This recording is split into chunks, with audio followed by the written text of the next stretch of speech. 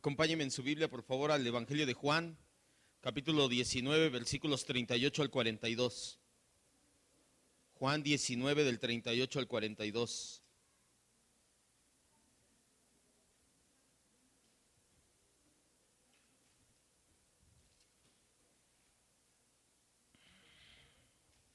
Juan 19, hoy terminamos el capítulo 19 del Evangelio de Juan.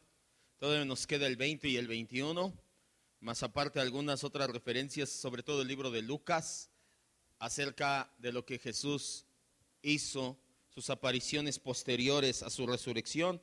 Entonces todavía tenemos un par de meses para seguir con esta armonía evangélica. Hoy nos quedamos solamente en el Evangelio de Juan. Juan 19, del 38 al 42, dice así la Escritura: después de todo esto, de que traspasaron su costado y lo que vimos, José de Arimatea, que era discípulo de Jesús, pero secretamente por miedo de los judíos, rogó a Pilato que le permitiese llevarse el cuerpo de Jesús, y Pilato se lo concedió. Entonces vino y se llevó el cuerpo de Jesús. También Nicodemo, el que antes había visitado a Jesús de noche, vino trayendo un compuesto de mirra y de aloes, como 100 libras. Tomaron pues el cuerpo de Jesús y lo envolvieron en lienzos con especias aromáticas, según es costumbre de sepultar entre los judíos. Y en el lugar donde había sido crucificado había un huerto, y en el huerto un sepulcro nuevo, en el cual aún no había sido puesto ninguno. Allí pues, por causa de la preparación de la Pascua de los judíos, y porque aquel sepulcro estaba cerca, pusieron a Jesús. Cierre sus ojos, vamos a orar. Vamos a decirle al Espíritu Santo, siempre a usted, mi Dios precioso, que sea el que lleve esta palabra de la mente a los corazones, que así como ya obró en mi vida y sigue obrando esta palabra, porque primeramente es para mí, que también mis hermanos, Señor, en esta tarde reciban la palabra, la atesoren, la pongan por obra en sus vidas, que no salgamos de aquí ninguno como entramos, mi Dios, que tu palabra, como dice en ella misma, no regrese a ti vacía, que siempre cumpla el cometido por el cual la envías, mi Dios. Si vas a moldear más nuestras vidas, que así sea. Si la vas a confrontar, que así sea. Si nos vas a consolar, muchas gracias, que así sea. Lo que tengas que hacer, hazlo hoy, Señor, y siempre en nuestras vidas. Tú eres el dueño, tú eres el soberano. No es que te estemos dando permiso, al contrario, te lo estamos rogando humildemente que lo sigas haciendo, y te lo agradecemos porque no has dejado de hacerlo por medio de tu palabra, que es poderosa para cambiar nuestras vidas. Si algo transforma, es tu palabra predicada con honestidad y con claridad. Gracias, Padre, en el nombre de Cristo Jesús. Amén, Dios. Antes de bajar el cuerpo de Jesús de la cruz para ser sepultado, lo vimos la semana pasada, se dieron dos sucesos simultáneos.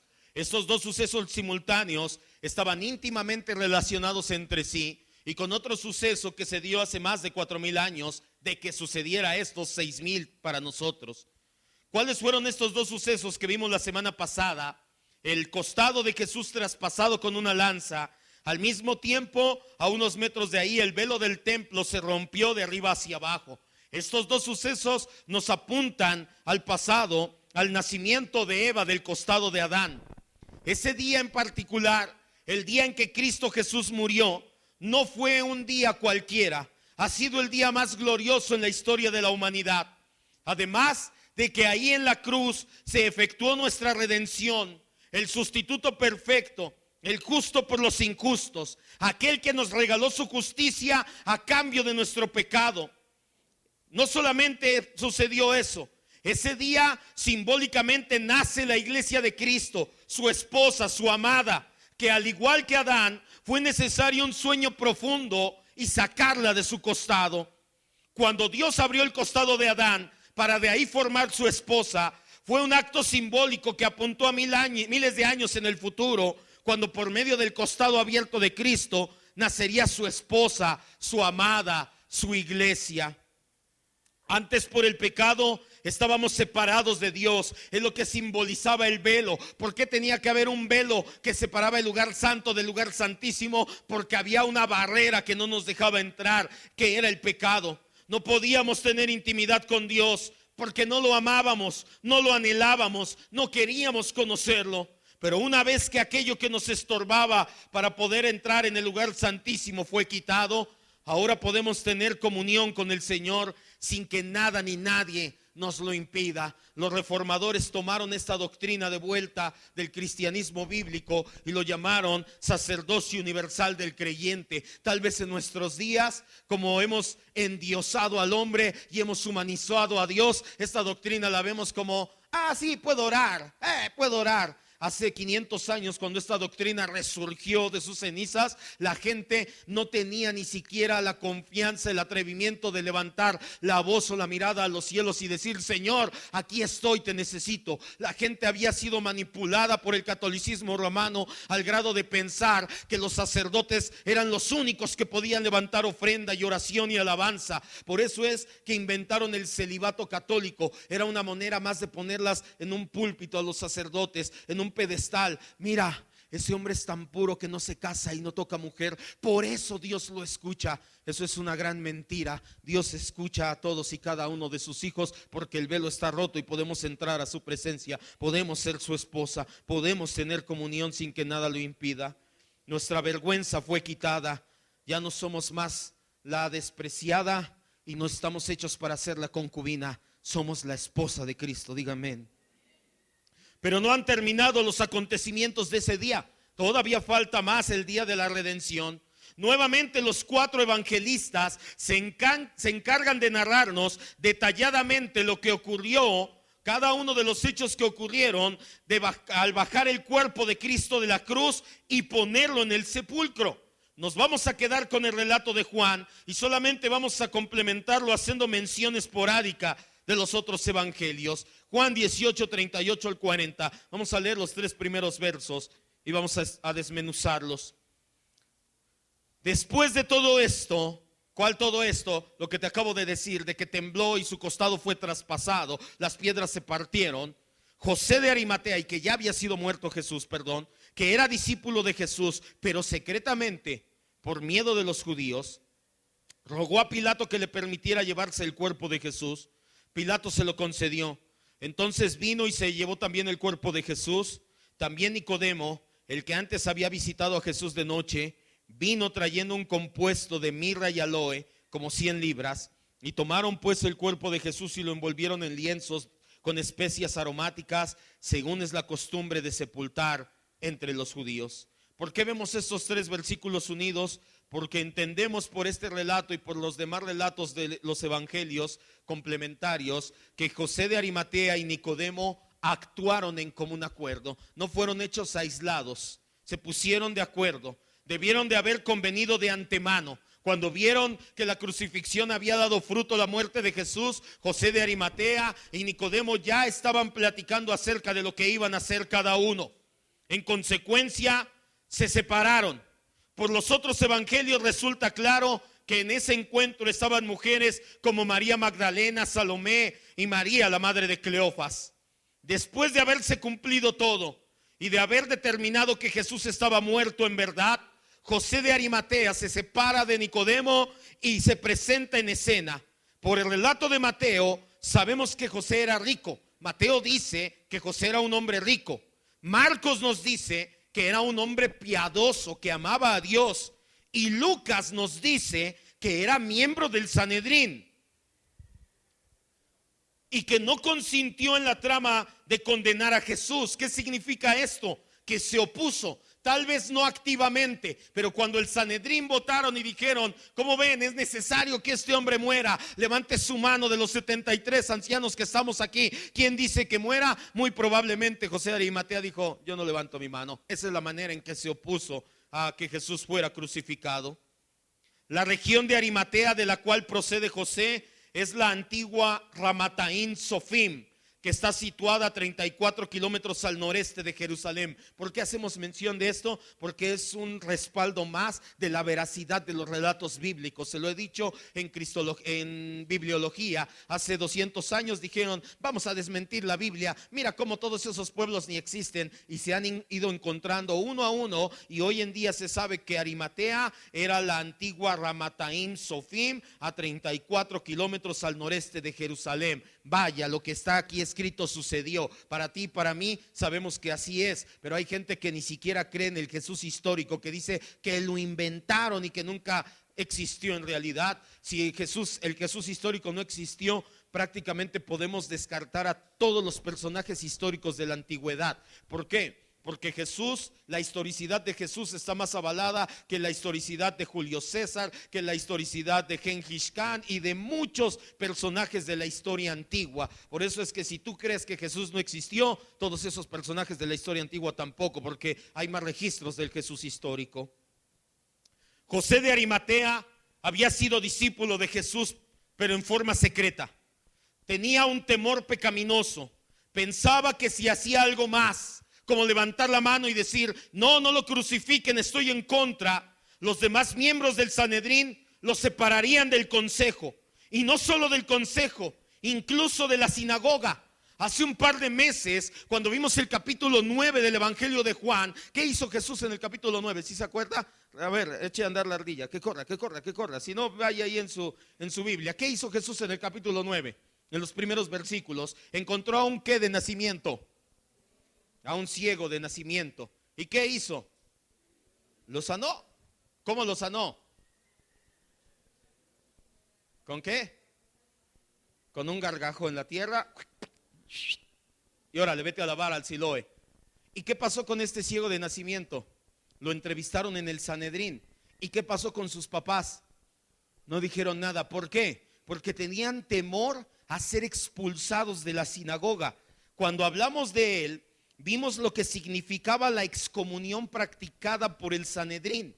Era prácticamente ser un paria. José de Arimatea era una persona que estaba bien acomodada en la sociedad, tanto cultural como en la sociedad religiosa y civil de su país y de su época. Si José de Arimatea levantaba la voz en contra del Sanedrín, no solamente lo iban a expulsar y ya no tendría voz y voto, lo iban a expulsar de la sinagoga. Y expulsarlo de la sinagoga era expulsarlo de la vida en todo su esplendor de la nación de Israel. Ya no lo iban a tomar en cuenta para cultura, para arte, para nada. Ya iba a ser un paria, lo iban a voltear a ver y a él no le hables, él no es parte de nuestra sinagoga.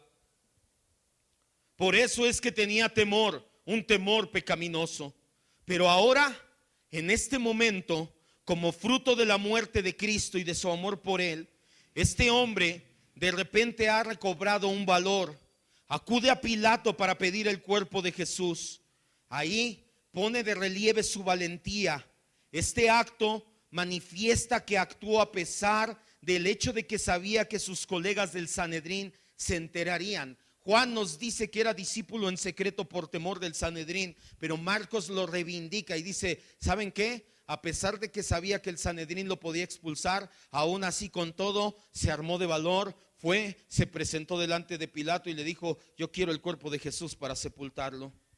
Como podemos darnos cuenta, el mensaje de la cruz, como lo llama el apóstol Pablo a los Corintios, es poderoso. Nunca subestimes el mensaje de la cruz. El mensaje de la cruz tiene la capacidad de transformar aún los corazones más duros y temerosos en corazones valientes y entregados, discípulos fieles de Jesucristo. Pilato se había asegurado de que Jesús estuviera muerto en verdad. Entonces le concede la petición, sí, llévate ese cuerpo. Así pues, José regresa al Calvario, con la ayuda de otros, bajó el cuerpo de la cruz. No nos dice ninguno de los evangelios cómo sucedió a detalle, si primero bajaron la cruz o lo descolgaron en el aire. La Biblia calla, nosotros callamos también. Lo que sí sabemos es que José contó con la cooperación de otro hombre, Nicodemo. Juan de inmediato nos aclara y dice, sí, es el Nicodemo que relato en mi tercer capítulo. Sí, es el fariseo que también era miembro del concilio. Es aquel que visitó a Jesús de noche para hacerle preguntas que rondaban en su cabeza. Al igual que José de Arimatea, lo vimos hace ya más de un año, Nicodemo también visita a Jesús de noche por miedo a ser expulsado y a perder su puesto de importancia. Cuando Nicodemo visita a Jesús, Jesús le habla acerca del nuevo nacimiento. Ahí es donde encontramos el pasaje de es necesario nacer de nuevo. Y nos podemos dar cuenta que el evangelio nuevamente impactó el corazón de las personas, de Nicodemo en este caso. Y podemos decir sin temor a equivocarnos que Nicodemo entendió el evangelio y nació de nuevo, pues nuevamente arriesgó todo por causa del Señor Jesucristo. Nicodemo y José de Arimatea son dos ejemplos maravillosos de cómo el evangelio tiene un poder para transformar vidas. A pesar de ser miembros del concilio, a pesar de ser fariseos, sacerdotes y entendidos en la ley de Moisés, todo esto, como diría Pablo, lo estimaron como basura por amor a Cristo. José proveyó los lienzos y un sepulcro nuevo. Nicodemo, las especias aromáticas, la mezcla de mirra y aloe. La mirra de la que nos habla aquí el Evangelio de Juan se extraía de un árbol pequeño de madera que soltaba mucho olor, llamado bálsamo dendrón, que se encontraba en la región de Arabia. El aloe, como el aceite y todo, era extraído de un árbol grande llamado agalocha, cuya madera tiene una resina muy olorosa, muy profunda, que es perfume. Nicodemo trajo una mezcla de los dos en una cantidad no menor a 100 libras. ¿Sabes cuánto llevó de aceite de aloe Nicodemo? Aproximadamente 32 kilogramos de aceite. No llevó un perfume, no llevó un frasco pequeño, llevó una cubeta grande, por así decirlo, una tinaja grande de aceite, una contribución nada insignificante. ¿Cómo era la situación ahí? A medida que envolvían el cuerpo, lo tendieron en el suelo o en el sepulcro, y a la medida que lo iban limpiando el cuerpo, tomaban un pedazo de lienzo, que eran unos trozos de tela de lino, los untaban con esta mezcla de aloe y mirra y lo ponían e iban envolviendo el cuerpo poco a poco hasta sepultarlo, hasta llenarlo todo. No los embalsamaban como los egipcios. Los egipcios extraían por medio de la nariz, sacan el cerebro, los ojos, las entrañas, por medio de la boca sacan las entrañas de las personas, sacaban, porque ya no es así. Ellos no es así. Versículos 41 y 42.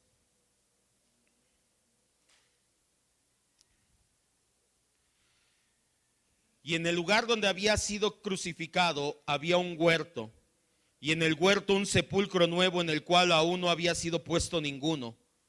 Allí pues, por causa de la preparación de la Pascua de los judíos y porque aquel sepulcro estaba cerca, pusieron a Jesús. El cuerpo de Jesús fue llevado a un sepulcro. Como este sepulcro ocupa un lugar destacado en nuestro relato de la resurrección, debemos de poner atención al menos a 4 cosas o 4 especificaciones del sepulcro. Primero, su ubicación. ¿Dónde estaba? Estaba ubicado en la cercanía inmediata del Calvario, del Gólgota, en el lugar donde fue crucificado, dice Juan. Había un huerto. Como no sabemos exactamente dónde estaba el Calvario, no podemos decir a ciencia cierta dónde estaba ese sepulcro. Hay un lugar que coincide mucho con la descripción. En la actualidad hasta hay una iglesia católica romana ahí que se llama la Iglesia del Santo Sepulcro. Es un lugar colina abajo, que está sobre una colina, sobre una forma rocosa en forma de cráneo. Muchos están convencidos de que aquí está el sepulcro, que ahí está su antecámara y ahí está su cámara sepulcral, con solo un lugar acabado para descansar un cuerpo. Piensan que es el lugar que menciona el evangelista. Debemos de admitir que muchos aspectos de la descripción concuerdan con lo que dice esta descripción del sepulcro, con lo que dicen los evangelios. Pero hay otros eruditos que han visto y han estudiado el lugar y no están del todo convencidos. Aseguran que ese no es el sepulcro de Jesús, que ese sepulcro fue tallado después del siglo I. Jesús muere al principio del siglo I. Es imposible llegar a la conclusión concreta de dónde está exactamente el lugar, pero esto de ninguna manera es algo malo o lamentable o que repercuta en nuestra fe. El no saber dónde está exactamente o dónde estuvo ese sepulcro no tiene nada que ver con nuestra fe. Lo que hay que resaltar es el hecho de que estaba muy cerca del Gólgota. Aquí destacamos la divina providencia, cómo proveyó un sepulcro cercano. No olvidemos que era el día judío de la preparación. En otras palabras, era viernes, se acercaba la puesta del sol. En consecuencia, a fin de que todo se acabara antes de que comenzara el sábado, no podían perder tiempo, no podían enterrar el cuerpo de Jesús en un sepulcro lejano. El tiempo no nos lo permitía, y la semana que viene vamos a ver por qué en específico para la doctrina cristiana no permitía ya el tiempo de trasladarlo lejos. Lo que sí podemos decir el día de hoy es que providencialmente había un sepulcro, no sabemos dónde, pero muy cerca de la cruz de donde enterraron, donde crucificaron a Jesús. Segundo, su novedad. ¿Qué significa esto? Que era nuevo. Era nuevo en el sentido de que nunca antes había sido usado para poner a un muerto ahí. No de que tuviera poco tiempo de que lo labraban. Nunca había entrado en él el deterioro, la descomposición de la muerte.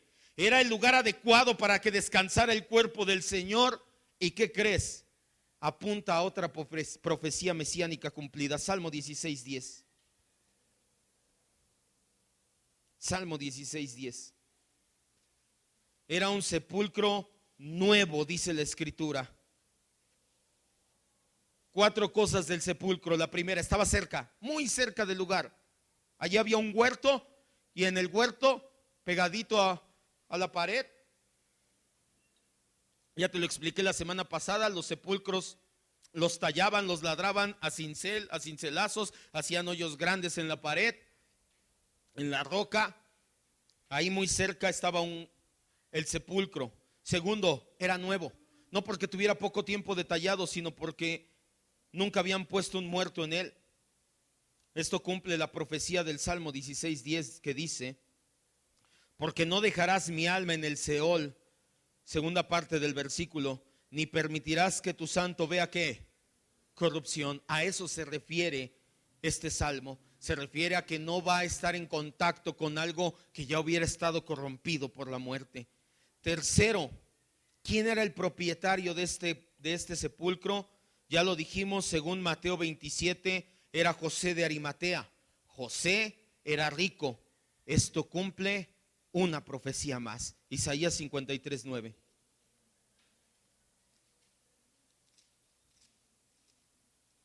Y por eso es que la doctrina cristiana podemos creer y apegarnos a ella, porque aún este tipo de profecías, las probabilidades de que las cumpla un muerto.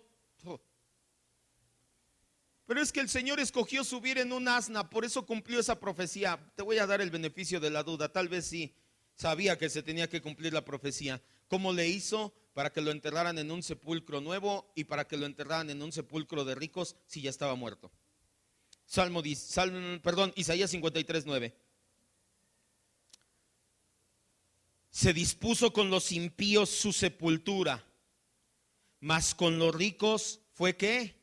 En su muerte. Se cumple la profecía de Isaías. Número 4, ¿cómo era el aspecto? Este sepulcro no era una cueva natural, era una cueva que había sido labrada en la piedra sólida. Después de depositar el cuerpo de Jesús, José, con la ayuda de otros naturalmente, colocó una gran piedra a forma de puerta en la entrada del sepulcro. Esta piedra era enorme y pesada. La entrada del sepulcro era baja. Lo deducimos porque María y Pedro, lo vemos en el siguiente capítulo, cuando llegan, dice que se agacharon para ver cómo estaba el cuerpo o que no estaba el cuerpo de Jesús. Entonces, era un lugar labrado en la peña. En la entrada labraban una canaleta. ¿Para qué era esa canaleta? Para poder rodar la piedra y bajar a la piedra y ya no se nos viniera de frente. Entonces era una canaleta con 3 o 4 escaloncitos y una puerta a lo mucho de 1 metro. Ya cuando entrabas, ahora sí hacia adentro había una cueva, pero no era una cueva natural, era una cueva que habían labrado a puro cincelazo. En esa cueva, la parte de la entrada estaba vacía, como 2 o 3 metros hacia atrás. Ahora sí habrían labrado una especie de cama. No era un nicho. En esa época se acostumbraban las dos formas. Pero ¿por qué no sabemos qué es un nicho? Un hoyo en la pared. ¿Por qué no era un nicho? Porque dice la Biblia que cuando se asomaron para ver, había un ángel a los pies y otro a la cabecera de donde había estado recostado el cuerpo de Jesús. Si hubiera sido un hoyo en la pared, ¿cómo iban a estar sentados en esa cama? Entonces había sido una especie de cama que estaba tallada en la misma piedra donde habían puesto el cuerpo de Jesús acostado. No es como nosotros que cavaban un hoyo en la tierra 3 metros y dejaban caer un féretro. No, ya habían cubierto el cuerpo de Jesús, se metieron pusieron el cuerpo acostado, se salieron y rodaron esa piedra. Pusieron además, lo vamos a ver la próxima semana, un sello que era un cordón que llenaban con yeso o con cera y ponían ahí el sello del Sanedrín o de Roma, dependiendo quién fuera el que estaba avalando a este sello. Dos grandes preguntas hay que responder el día de hoy y nos van a llevar al cenit de nuestra enseñanza. ¿Por qué tuvo que ser puesto en un sepulcro, sobre todo 3 días? ¿Y qué sucedió en ese tiempo? ¿Qué sucedió y por qué tuvo que ser puesto en el sepulcro? Jesús ya efectuó satisfactoria y completamente la obra de la salvación. ¿Qué dijo la penúltima palabra? Consumado es. Ya no hay que hacer nada más. Ya, nada más tengo que morir. ¿Por qué no muere? En ese momento se dan cuenta y resucita y dicen, ya resucitó, ¿viste? Ya de todos modos dijo, ya consumado es. ¿Por qué no resucitó antes? ¿Por qué tuvo que esperar a ser puesto en el sepulcro? Dos situaciones. Primero, para cumplir sus propias profecías. Mateo 12:40.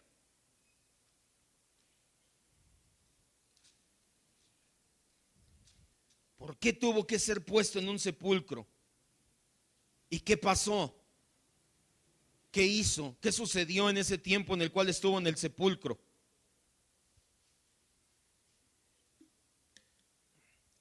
Primero, tuvo que ser puesto en un sepulcro porque él mismo dijo en varias ocasiones, solamente vamos a ver el día de hoy, esta cita, ahí en su concordancia le va a mandar a otras citas en los demás evangelios y en este mismo. Porque como estuvo Jonás en el vientre del gran pez 3 días y 3 noches, así estará el Hijo del Hombre en el corazón de la tierra. ¿Qué dice? Y la vuelves y ve ahí en la concordancia y te darás cuenta que Jesús en varias ocasiones dijo: es necesario que el Hijo del Hombre muera y esté 3 días y 3 noches y al tercer día resucite. Primero fue para cumplir su profecía. Segundo, para hacer válida o para hacer oficial su muerte. Recuerda, para los judíos solamente a los 3 días de muertos era válida la muerte.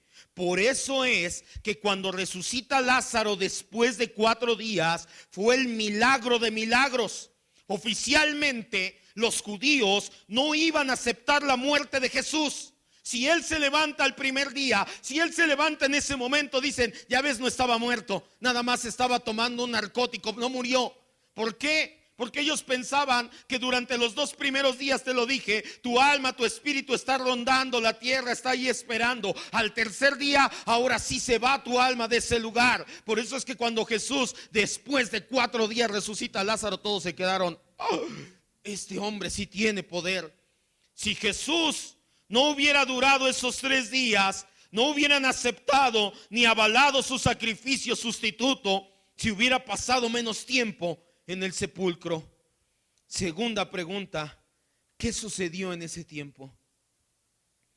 Hay opiniones encontradas. Hay quienes creemos, por este tipo de relatos de Jesús hablando de que tiene que descender al corazón de la tierra como Jonás, que el Señor descendió a las partes bajas de la tierra. En el credo de los apóstoles, redactado en latín, dice: descendió a los infiernos, no hablando del lago de fuego, sino hablando de las partes bajas de la tierra. Algunos grupos difieren en la interpretación, sobre todo los grupos reformados más conservadores, y creen que el Señor, esto solamente está escrito como una alusión a su victoria. Nosotros preferimos apegarnos a la interpretación literal, no solo del credo de que bajó a los infiernos, sino de los siguientes pasajes: Efesios 4, 8 y 9. Aquí en Mateo nos dice que así como el Jonás estuvo en el corazón de la tierra, así el Señor también tiene que estar en el corazón de la tierra 3 días. Primer pasaje. Segundo pasaje, Efesios 4, 8 y 9. ¿Qué sucedió en esos 3 días? Creemos que el Señor Jesucristo bajó al centro de la tierra donde se encontraban el Hades y el seno de Abraham, donde los justos esperaban por la resurrección, esperaban por la redención, y los injustos esperan el castigo eterno, a que sean lanzados al lago de fuego y azufre. Eso es el Hades, lugar de los muertos, y el seno de Abraham, están en ambos en el centro de la tierra, en las partes bajas de la tierra. Efesios 4, 8 y 9, ¿ya lo tiene? Dice la Biblia, por lo cual dice, subiendo a lo alto llevó cautiva la cautividad y dio dones a los hombres. Y eso de que subió, ¿qué es? Sino que primeramente había descendido primero a las partes, ¿qué? Más bajas de la tierra. ¿Cuál es la parte más baja de la tierra? El centro de la tierra. Romanos 17. Ahora, si usted se encuentra a un reformado y le dice, no, yo no creo eso, no se pelee, no es doctrina fundamental. No necesariamente tiene que creer él en eso. Muy probablemente él a usted le va a llamar hereje y lo va a descalificar. Es un mal que se le da a muchos reformados, lamentablemente, no a todos, pero a muchos lamentablemente se les da. Pero usted no lo haga, usted sí considérelo su hermano. Romanos 17 dice, ¿quién descenderá a dónde? Al abismo, a la parte baja. ¿Quién descenderá al abismo? Esto es, para hacer subir a Cristo ¿de dónde? De entre los muertos. Pablo habla acerca de su resurrección y dice, ¿quién bajó con él al abismo para hacerlo subir? Nadie. Primera de Pedro 3, 18 y 19.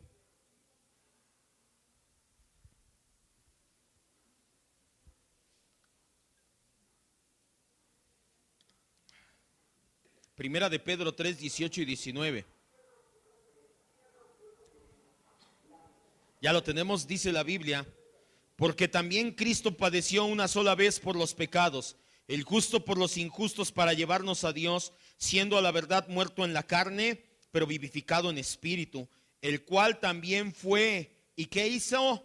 Predicó a los espíritus encarcelados. El Señor Jesús fue a las partes bajas de la tierra, es decir, al Hades, no fue al lago de fuego. El latín infernus significa parte baja, es lo que significa infernus o infierno. Él no fue a sufrir al Hades, ni por él mismo, ni como castigo adicional de nuestros pecados. Eso sí no lo aceptan ni los reformados ni nosotros. Él no fue a pagar pecados propios ni pecados ajenos. Cuando estaba en la cruz dijo, consumado es, ya no hay más pago por pecado. Si hubiera pagado por sí mismo, quiere decir que tenía pecados propios, lo cual es antibíblico. Sabemos que Él es el Cordero perfecto. Jesús jamás cometió pecado. Si hubiera seguido pagando pecados, Él mintió cuando dijo consumado es. Su sacrificio no es perfecto. Pero es que hay otros que dicen, bajó a pagar sus pecados, ya no a Dios, a Satanás.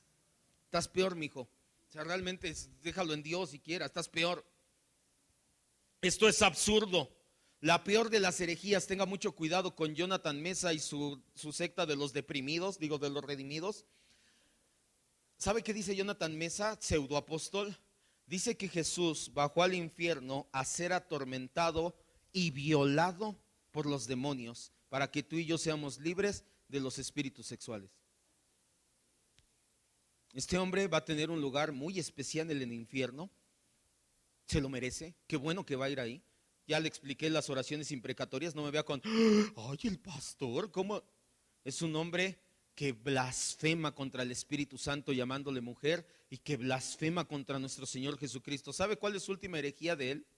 Él dice que Jesús vino a salvar nuestras almas, pero que en los postreros tiempos habrá un Salvador, citando el libro de Hebreos, pero Hebreos cita a Salmos, citando a Jesús, y él lo tergiversa y dice, el Salvador de sus espíritus. Y ese, dice Jonathan Mesa, soy yo. En otras palabras, ¿quieres ser salvo? Tienes que creer en este apóstol. Ya está gruesísimo. Se va a ir al infierno. Se va a ir allá. Y no lo va a atormentar Satanás, eso es una mentira. En el infierno los demonios no atormentan a las personas, ellos también son atormentados ahí, serán atormentados ahí. Entonces, ¿a qué bajó Jesús al Hades? Primero, fue por los justos que estaban en el seno de Abraham, esperando el tiempo de la redención de Cristo. Zacarías 9:11. Y Colosenses 2:15, que dice, despojando a los principados y a las potestades, los exhibió públicamente, triunfando sobre de ellos en la cruz del Calvario. ¿De qué los despojó? De esto, de aquellos justos que estaban esperando en el seno de Abraham. Zacarías 9:11 nos dice que todos aquellos que murieron con la esperanza de un día que el Mesías llegara, con la fe en el Mesías que había de venir, que el Señor Jesús fue por ellos. ¿Por qué no podían ir directamente al cielo? Porque el cielo todavía estaba manchado con el pecado que Satanás dejó en su rebelión. Pero una vez que el Señor se presenta en el lugar santísimo con su sangre, queda purificado el cielo, y ahora sí, cada vez que muere un justo, puede estar directamente en la presencia de Dios. Zacarías 9:11 dice: tú también por la sangre de tu pacto serás salva. Yo he sacado tus presos de la cisterna en la que no hay agua. Si tú lees el contexto, está hablando de una situación espiritual del profeta Zacarías. Segundo, ¿a qué bajó? Por las llaves del Hades y de la muerte. Primera de Corintios 15:55. Primera de Corintios 15:55. Y después Apocalipsis 1:8. ¿Cómo que las llaves? ¿Te acuerdas cuando vimos el discipulado de membresía? El Señor le da las llaves del reino a la iglesia, al que abres y dejas entrar, al que cierras y no dejas entrar. Es decir, le dio la autoridad, el acceso, el gobierno a la iglesia. El decir que tiene las llaves del Hades y de la muerte quiere decir que ahora el gobierno y el acceso lo tiene nuestro Señor y Dios. Ya es otro de los motivos por el cual hace un par de semanas te dije: el cristiano tiene la seguridad de que muere y va directamente a los brazos de Dios. Pero ¿y la Santa Muerte? ¿Y la Niña Blanca? Ella no tiene las llaves, las tiene mi Señor y Salvador Jesucristo. Primera de Corintios 15:55. ¿Dónde está, oh muerte, tu aguijón? ¿Dónde, oh sepulcro, tu victoria? ¿Dónde quedó? ¿Dónde está el poder que tú tenías? Se lo quitó el Señor. Apocalipsis 1:18.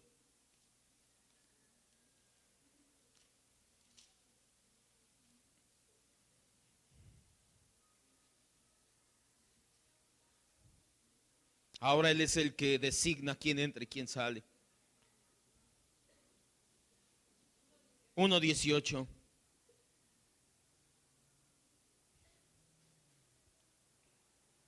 No temas, yo soy el primero y el último, dice la última parte del 17, el que vivo y estuve muerto, mas he aquí que vivo por los siglos de los siglos, amén. Y tengo, que dice, las llaves de la muerte y del Hades. Bajó por ese dominio que tenía la muerte. Y por último, en nuestra representación, Oseas 13:14, teníamos que pagar nosotros, teníamos que pisar el infierno. El Señor Jesús bajó y puso un pie en el Hades y dijo: todos los que crean en mí, yo pisé, es como si ellos pisaran también. Ya no tienen que venir a poner un pie aquí abajo. Oseas 13, gracias, amén, 13:14. Así que, como puedes darte cuenta, estaba un poquito ocupado el Señor Jesús. Por eso es que no resucitó inmediatamente. Y de aquí es donde vamos a amarrar todo ya para terminar. De la mano del Seol los redimiré, los libraré de la muerte. Oh muerte, yo seré tu muerte y seré tu destrucción. Oh Seol, la compasión será escondida de mi vista. Nuevamente el profeta nos habla acerca del aspecto espiritual y está diciendo: ya no, ya la muerte, yo seré tu muerte, ya no más. Ellos tenían que pagar, yo estoy pagando en su lugar. Jesús bajó en nuestra representación para que aquellos que creemos en Él resucitemos juntamente con Él. Vamos a una última cita y aquí terminamos. Romanos 6:3. Y por eso es que nosotros hacemos de preferencia y nos apegamos al bautismo por inmersión, que quede totalmente acostado y que se levante. Si otros grupos quieren bautizar por aspersión de cantación, 3 veces echarle agua en nombre del Padre, del Hijo, ellos. Nosotros preferimos, por apegarse a este simbolismo, el hecho de decir: a la hora que te acuesto, así como el cuerpo de Jesús estuvo tendido en ese camastro de piedra, así nosotros quedamos acostados. Señor Jesús, me identifico en tu muerte, y así como tú llegaste y pisaste la muerte, pero no te quedaste ahí, me levanto contigo. Por eso es que los levantamos y decimos: ahora estás de Cristo revestido. Romanos 6, del 3 al 8. Ángel, ayúdame por favor. Dice: ¿no saben que todos los que hemos sido bautizados en Cristo Jesús hemos sido bautizados en su muerte? Porque somos sepultados juntamente con Él para muerte por el bautismo. No te está diciendo que te sepultan físicamente o literalmente, sino que en el bautismo está representada tu muerte junto con Él. Así como Él bajó y tocó el infierno, tú no lo vas a hacer literalmente, está representado en el bautismo. A fin de que como Cristo resucitó de los muertos por la gloria del Padre, así también nosotros andemos en vida nueva. Aquí Pablo te dice: este tiempo después de levantarte del bautismo es para que me reflejes, para que reflejes a Cristo. Porque si fuimos plantados juntamente con Cristo en la semejanza de su muerte, también lo seremos en la semejanza de su resurrección. Sabiendo esto, que nuestro viejo hombre fue crucificado juntamente con Cristo, para que el cuerpo del pecado sea destruido, a fin de que no sirvamos más al pecado. Porque el que ha muerto ha sido justificado del pecado, y si morimos con Cristo, creemos que también viviremos con Él. Cierre sus ojos. El apóstol Pablo termina, o queremos terminar con lo que el apóstol Pablo les dice a los romanos en su carta, en el capítulo 6. Pablo toma una analogía del bautismo y la compara con la muerte y resurrección del Señor Jesucristo. Pablo nos dice que así como el Señor fue sepultado, fue puesto totalmente acostado en el sepulcro. Pero ¿qué hizo esos días en el sepulcro? Bajó y vació el seno de Abraham, proclamó su victoria, tomó las llaves, el dominio de la muerte y del Hades, e hizo una representación nuestra. Dijo: ellos, los que crean en mí, no van a pisar este lugar. Lo tenían que pisar para satisfacer la justicia divina. Yo lo estoy pisando en lugar de ellos. No sufrió más ahí. No fue atormentado por demonios, mucho menos violado. Eso es una insanidad ya. Solamente fue una representación simbólica. Aquí tenían que estar ellos. Yo lo piso por ellos. Por eso es que solamente bautizamos creyentes. Somos credobautistas, no paidobautistas. No bautizamos niños, porque queremos asegurarnos que aquellos que bautizamos entienden el evangelio, entienden que son pecadores y que si alguien merecía morir eran ellos y no Cristo.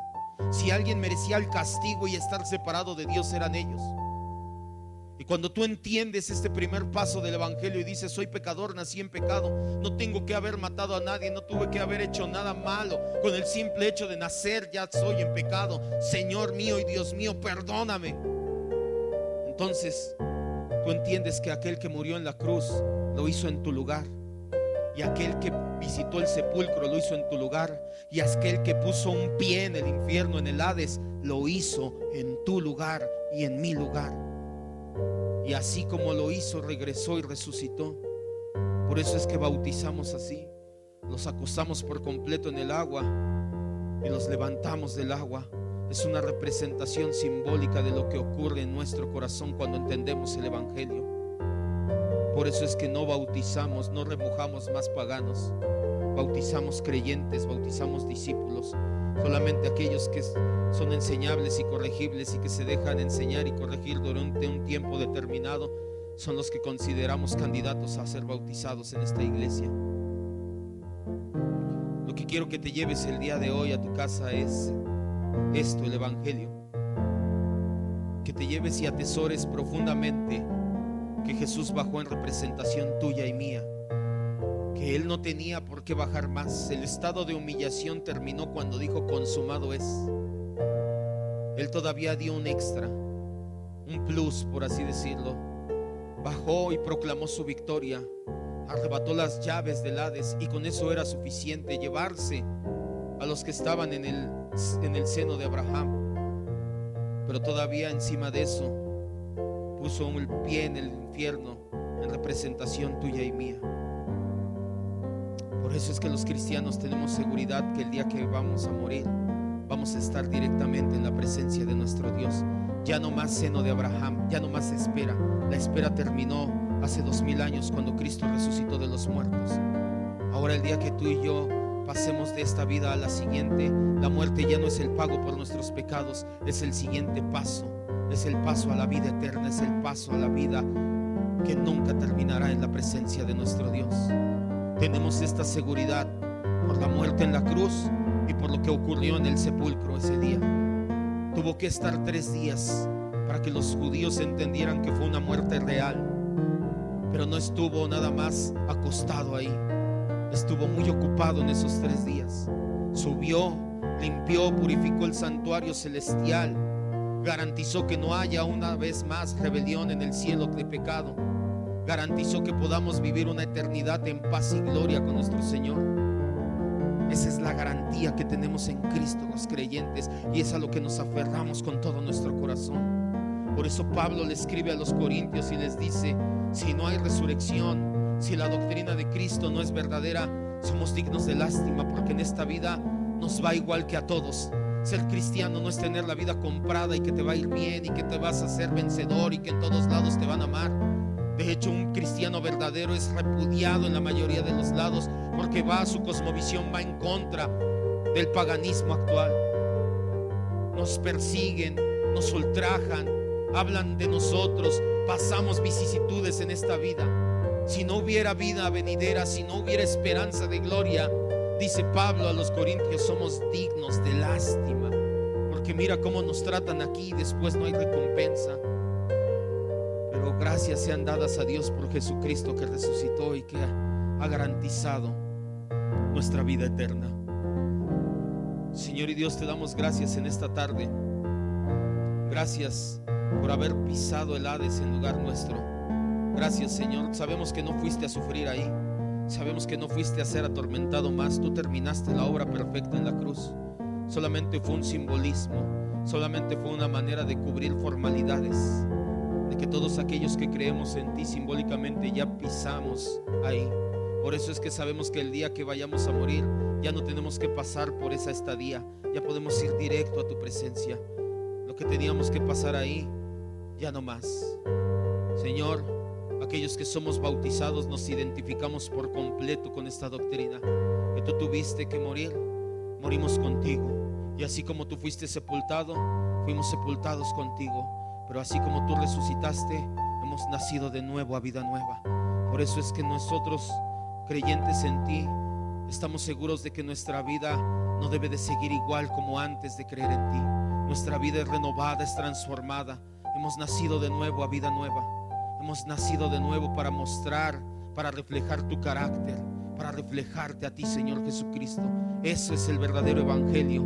Esa es la esencia del cristianismo. Perdón de pecados en la cruz, vida nueva para los cristianos, para poder reflejar a Cristo.